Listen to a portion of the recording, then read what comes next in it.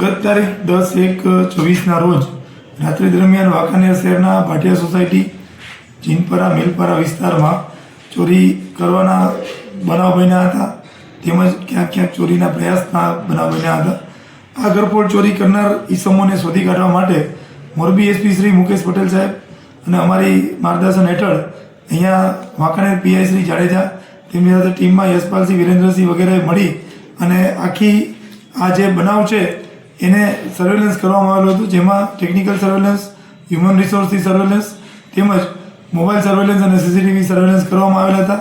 જેમાં સીસીટીવીમાં તેમની ઓળખ થવા પામી હતી અને ત્યારબાદ ટાવર ધમથી એની આ માણસની હાજરી ક્યાં ક્યાં છે એ નક્કી કરવામાં આવી હતી અને જેના આધારે અત્રે મોરબી વાંકાનેર પોલીસની ટીમ બરોડા જઈ અને રોકાઈ હતી અને ત્યાંથી 3 ઈસમોને પકડી લાવી હતી, જેમાં એક રાજાસિંહ સતનામસિંહ, કુલદીપસિંહ બીરસિંહ તેમજ એક કાયદાથી સંઘર્ષિત કિશોર, આ 3 ઈસમોને ચોરી માટે રાઉન્ડઅપ કરી અને અટક કરવામાં આવ્યા. એક દિવસની રિમાન્ડ દરમિયાન આ ઈસમો પાસેથી આ ચોરીમાં ગયેલ ઘરફોડ ચોરીમાં ગયેલ 7 તોલા જેટલું સોનું લગડી રૂપે રિકવરી કરવામાં આવેલ છે, તેમજ રૂપિયા રોકડ 20,000 પણ રિકવર કરવામાં આવેલ છે. આપણા સ્ટાફ ગયેલ કેટલા દિવસે શોધીને લાવેલા? અમારો સ્ટાફ છે ત્યાં 7 દિવસ સુધી રોકાઈ રહેલ હતો.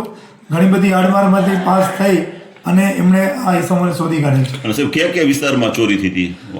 ચોરી અહીંયા વાંકાનેરમાં ભાટિયા સોસાયટીમાં થઈ હતી, ફરિયાદી ત્યાંના છે, સાયદો મિલપરાના છે અને જીનપરા વિસ્તારમાં પણ આ ચોરી થવા અંગે સમાચાર હતા પણ કંઈ ગયેલ ન હતું. હવે અગાઉ સાહેબ વાંકાનેર વિસ્તારમાં આ લોકોએ ક્યાંય ચોરી કર્યો એવા બનાવ સામે આવેલા છે? હાલ હજી એની પૂછપરછ ચાલુ છે અને જે કંઈ આપણને સગવડ મળશે અથવા બીજી કોઈ ગેંગ કાર્યરત હોય તો તેની માહિતી મળશે, તેની પરથી કાર્યવાહી કરવામાં આવશે. પેટ્રોલિંગ હવે આપણે વધારે કંઈક આજે ચોરીના બનાવ બન્યા એ લાલબત્તી સમાન હતા અને પોલીસ છે એ ચોરી શોધે એની પહેલા રોકે એ જરૂરી છે, એટલા માટે ખાસ નાઇટ પેટ્રોલિંગ વધારવામાં આવ્યું છે અને હોમગાર્ડ જીઆરડીના પોઈન્ટ પણ મૂવિંગ રાખવામાં આવ્યા છે અને સતત અમારો ડી સ્ટાફ પણ આ રાત્રિ સર્વેલન્સમાં હોય છે.